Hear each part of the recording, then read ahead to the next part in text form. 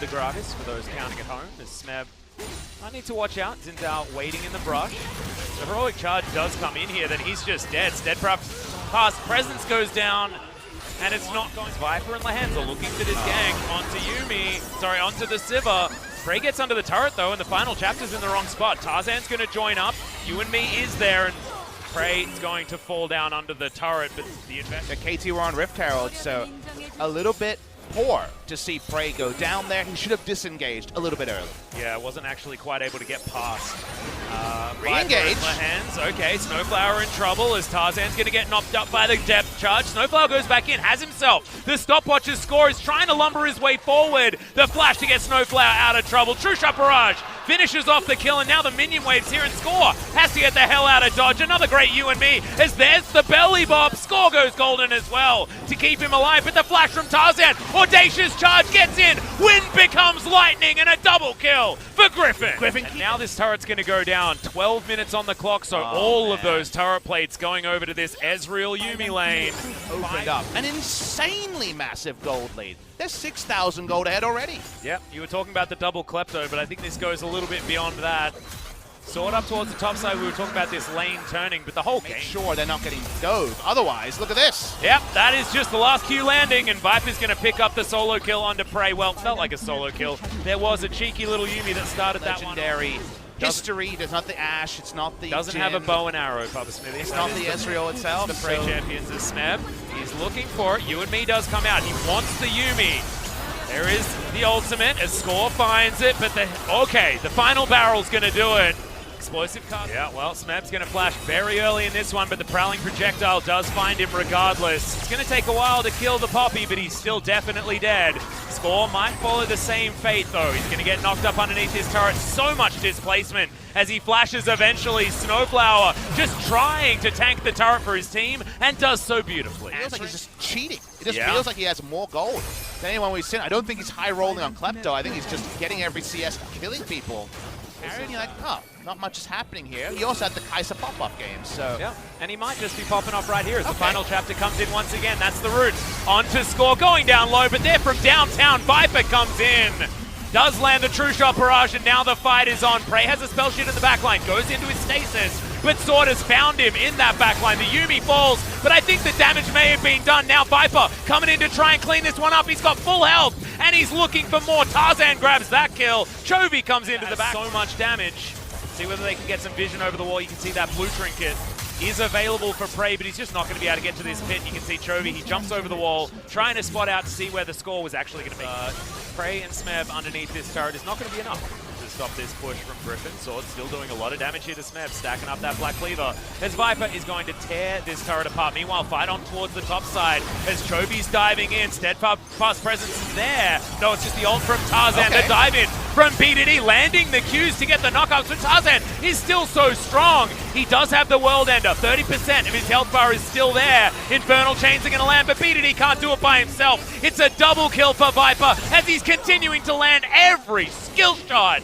Triple kill for the Ezreal on the back end. That's the ace, and this may just be the game if the death timers aren't too short for them to end it. And they might be Atlas, but you know the game is all but academic.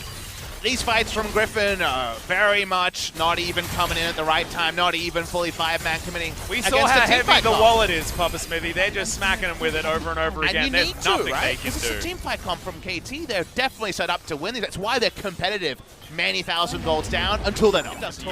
Yep, and Chovy survives in amongst 3 people for far too many seconds for KT's liking. BDD eventually finishes him off, but now we're just waiting for the closeout here, the gold lead. 18,000 in 26 minutes. Pushing 2 lanes. As you can see, Smeb holding things on his other side. Yep, final chapter does come in once again. Viper with the QSS gets himself out of the way, landing the Mystic shots here as they're just looking for the disengage. That was the engage attempt from KT, and it did not work. Smeb losing the 1v1 on the bottom side of the map, but KT at least hold on to 2 of their inhibitor turrets. The Baron buff going to be available again in 45 seconds. Prowling Projectile looking for more. BDD has a health bar again, but it's slowly getting chipped away. Being melee against this comp is so hard. True Shot Barrage over 3s. Tarzan dives in. Audacious Charge picks up the kill, as in goes the Akali into the backline, and the Ezreal's there for the cleanup. Gigantic Perfect execution into the back line. And now Smeb has to watch on. The rest of his team are in the death chamber. Nexus turrets will fall, and yes, Smeb, you're tanky. You can't do anything here. Helicopter comes out, and now Griffin will finish the game. 20-5, game one, all about Griffin. KT, back to the drawing board. 20 kills in 28 minutes, 20,500 gold lead. But no, we continue to roll around.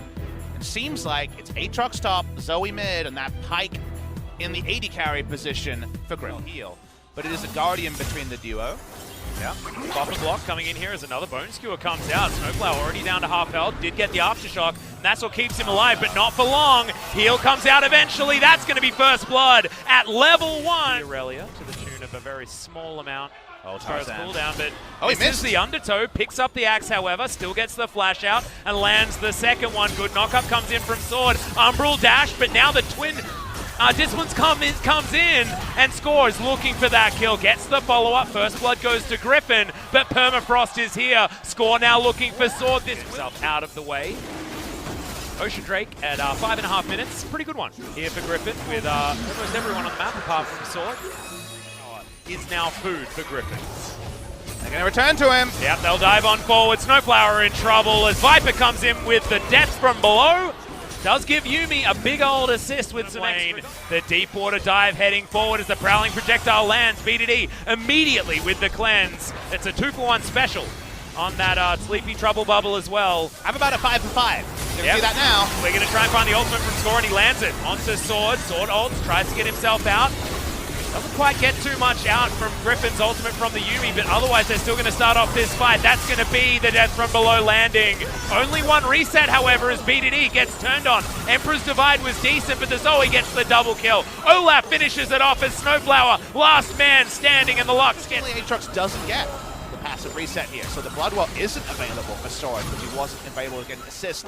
It's going to be under fire. Griffin looking for more turret plates in the last 20 seconds that they have. That bubble was incredible. Lands on a Snowflower as well. Squishy in the backline. Bone Skewer is what procs the extra damage and does a whole lot onto Snowflower there. Meanwhile, the jig is up onto Smeb in the backline. He's looking for Sword, but in goes Viper. Gets the flash, gets the stun. First kill comes down. Now the Pike looking for more. Final spark, not going to be enough. Emperor's Divide is gigantic. Into the backline is now Sword. Has to pick up the mantle of the damage, and damn does he have it. There he goes. Chovy dives underneath the turret to pick it up. And Griffin, they have damage from everywhere. Umbral dash on the back part of the walls. Real nice. And the triple kill for Chovy. To kill, we're just not sure of his character just yet. You know, 007's James Bond and 009 is going to be Sean Bean, but here we can see a fight towards the top side. BDD able to get a bit of work done. Good flash to get out of the way of the death from below. Snowflower with the shields work. Clutch is now Prey trying to get in here. Sword comes down with the teleport. Prey's getting some damage through, and you can see the value of these shields is very high. Redemption comes in. That's going to be one that Chovy had. And Score's now trying to turn this on Chovy. There's a lot of dollar signs coming up in his mind as Prey's going to be the sacrificial lamb. Nowhere to go except away, but so many people coming down to intercept them that someone had to die. Jungle is concerned in almost 2,019 minutes.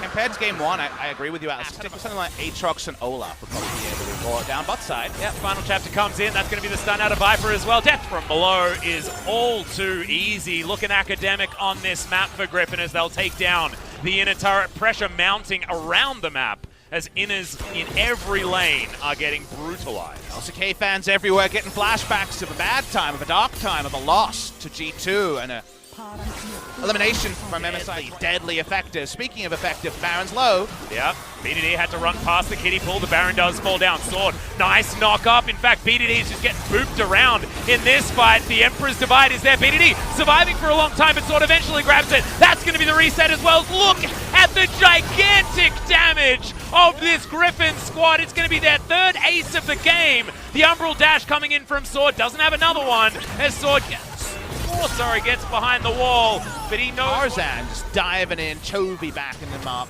to kill Prey. Not a great day for Prey, not a great day for KT, and Score says goodbye, full world. Yeah. Another death from below after the reset.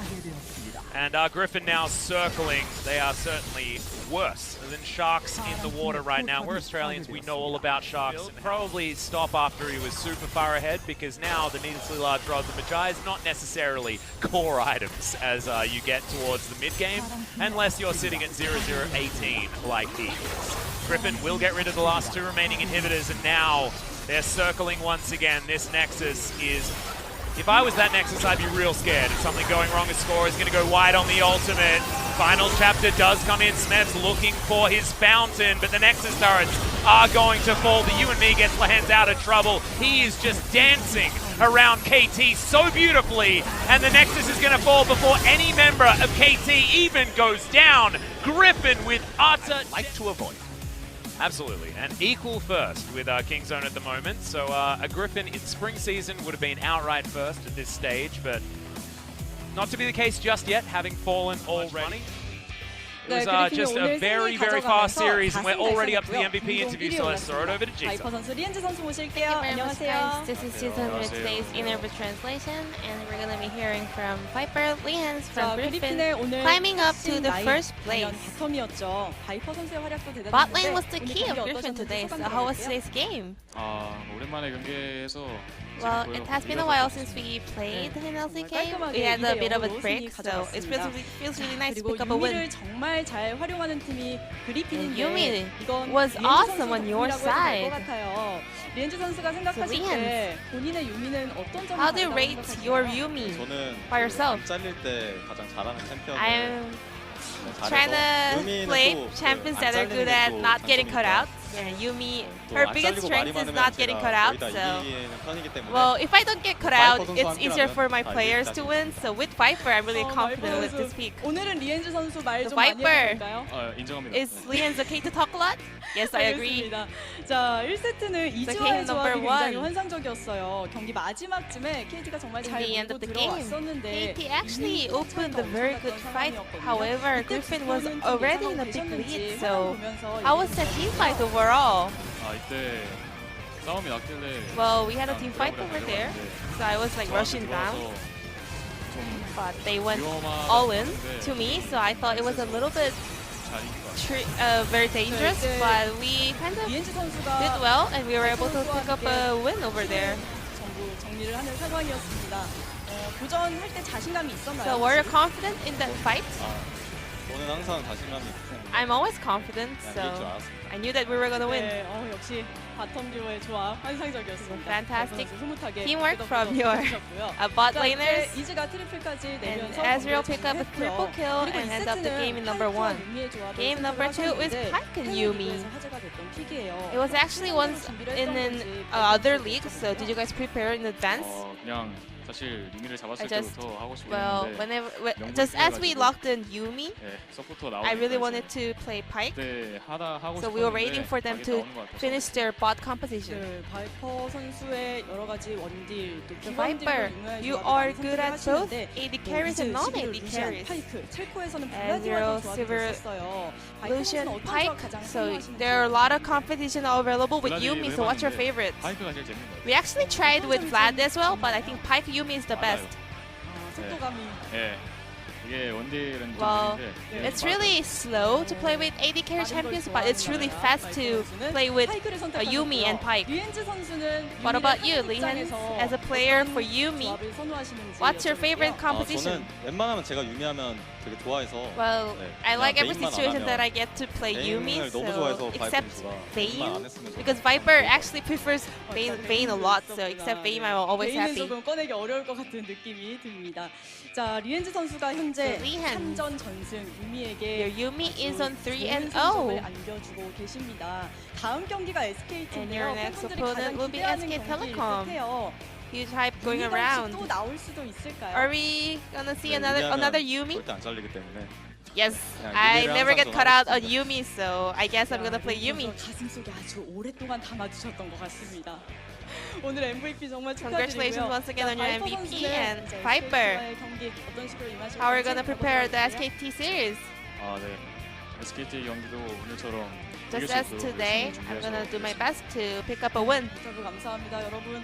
두 분 이 자리에 함께 모시기를 오랫동안 We have 기다렸습니다. waited for a long time to see the entire bot duo on the MVP interview stage, and thank you very much for this interview. 네, 오늘 인터뷰 감사하고요. 고생 많으셨습니다. 축하드립니다. Thanks very much, Ji-sun, for the interview translation. Great to hear from bottom lane of Griffin as well. Understated as usual, despite what they did on Summoner's Rift being as far to the opposite of that as you can get.